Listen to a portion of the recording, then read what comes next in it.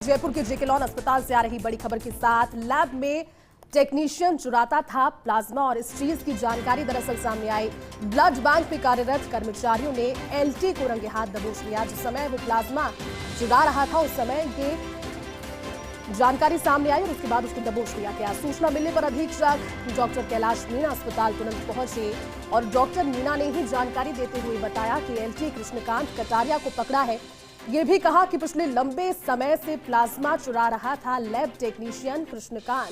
फिलहाल blood bank में physical verification किया जा रहा है जिससे ये पता लग सके कि कब से और कितने यूनिट प्लाज्मा की चोरी इस एलटी ने की है, जिसके बाद इस पूरे मामले पर अंतिम फैसला किया जा सकेगा। लेकिन इस प्रकरण की जांच के लिए अस्पताल प्रशासन ने कमेटी का गठन कर दिया है, बड़ी बात है। और चलिए इसी खबर पर ज्यादा जानकारी के साथ एसोसिएट एडिटर विकास हमारे साथ जुट गए। विकास, ये जानकारी सामने आना कि प्लाज्मा की ही चोरी अस्पताल से हो गई, कब से कब तक और कितना, यह पता लगाया जाना है, लेकिन पता कैसे लग पाया और वेरिफिकेशन कैसे होगा फिजिकल विकास इसका? देखिए, एसएमएस मेडिकल कॉलेज से अटैच अस्पतालों के अंदर लगातार अनियमितताएं, भ्रष्टाचार और अन्य तरह की जो गड़बड़ियां हैं उनके खुलासे लगातार होते जा रहे हैं। उस खुलासे में एक नया चैप्टर आज एक नया खुल गया है जिसमें कि एसएमएस मेडिकल कॉलेज से अटैच जेके लॉन अस्पताल के अंदर प्लाज्मा चोरी का बड़ा खेल जो है उसका खुलासा हुआ है। ये जो प्लाज्मा जो है ब्लड बैंक के अंदर कार्यरत एलटी है वो खुद ही अस्पताल से प्लाज्मा चुरा कर ले जा रहा था। एलटी कृष्णकांत कटारिया नाम बताया जा रहा है, जो कि पिछले लंबे समय से प्लाज्मा चुरा करके अस्पताल से और निजी सेंटरों पर पहुंचा रहा था। और ब्लड बैंक के जो कार्यरत कर्मचारी है उन्होंने ही एलटी को रंगे हाथों दबोचा है। सबसे बड़ी बात रहती है कि कल दिन का ये घटनाक्रम बताया जा रहा है। अगले पिछले 24 घंटे तक इस पूरे मामले को दबाए रखा गया। आज जैसे ही हमने इस मामले को प्रकाशित किया और इस मामले को बताया तो उसके बाद में अब पूरे अस्पताल प्रशासन में खलबली का माहौल है। आनन फानन में अस्पताल अधीक्षक डॉक्टर कैलाश मीणा जो है वो अस्पताल पहुंचे।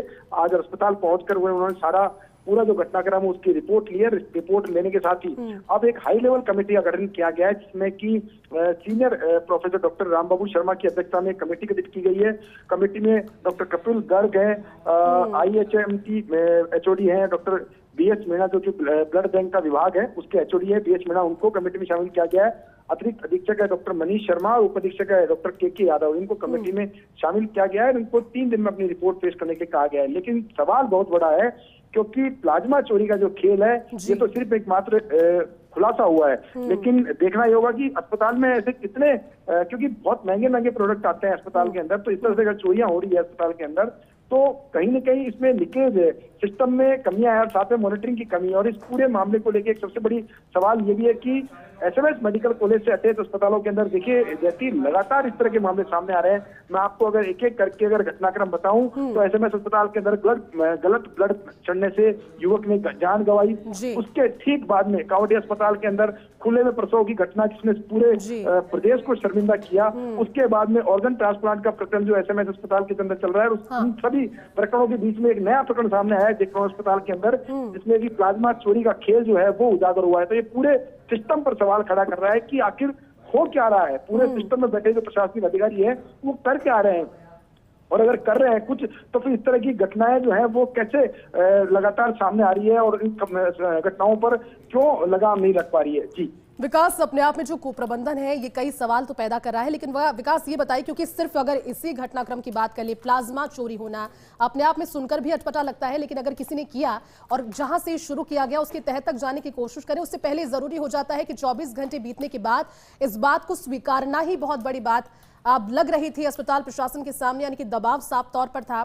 एक व्यक्ति का दबाव था या किसी और चीज का दबाव था कि स्वीकारने में पूरा एक दिन लग गया? विकास देखिए, इस पूरे मामले को कल अस्पताल के ही जो कर्मचारी है उन्होंने रंगे हाथों पकड़ा। सबसे आश्चर्यजनक बात जैसी देखिए कि कल जब उसको पकड़ा था तो उसने तत्काल प्रभाव से अपनी गाड़ी में रखे हुए 76 बैग प्लाज्मा के अस्पताल प्रशासन को सौंप दिए। और जब हमने अस्पताल में जो प्रशासन उनसे सवाल जवाब किए कि आखिर कितने बैग उससे बरामद किए गए तो शुरुआती फेज में कोई बताने को तैयार नहीं था, लेकिन जब उनसे पूछा गया और उनसे दबाव बनाया गया इस बात को लेकर के कि बताएं, पूरा घटनाक्रम बताएं, क्योंकि इन चीजों को दबाने से इस तरह के जो कृत्य करते हैं जो लोग उनके हौसले बुलंद होंगे। और मेरा मानना भी यही है कि अगर इस तरह का करप्शन सामने आता है तो उसको दबाने के बजाय बताना चाहिए, उस पर एक्शन लेना चाहिए ताकि एक नजीर बने सभी के लिए। जैसे कि मैं आपको तारीफ करना चाहूंगा इस बात की कि जो फर्जी एनओसी प्रकरण जो सामने आया था तो उस मामले को अस्पताल प्रशासन ने दबाने के बजाय सीधा एसीपी को रेफर किया, और यही वो वजह थी कि जो भ्रष्टाचारी थे, जो करप्शन कर रहे थे, वो रंगे हाथों एसीपी के हाथों जो है गिरफ्तार हुए थे। तो इस तरह के मामले जो सामने आते हैं, क्योंकि अस्पताल जो परिसर है और वहां पर करोड़ों लाखों रुपए के जो प्रोडक्ट है वो आते हैं, महंगी दवाइयां आती हैं, कई इंजेक्शन महंगे आते हैं, और इस तरह की महंगी दवाइयां, महंगे इंजेक्शन अगर आते हैं ना, उनकी अगर चोरी होती है तो एक सीधे सीधे पूरे सिस्टम पर सवालिया निशान। और इसीलिए मेरा मानना भी है कि इस पूरे मामले में मॉनिटरिंग होनी चाहिए, और जो भी इस मामले में लिप्त जब होते हैं तो उन लोगों को सख्त, उन पर सख्त कार्रवाई हो, ताकि वो नजीर बने सभी के लिए।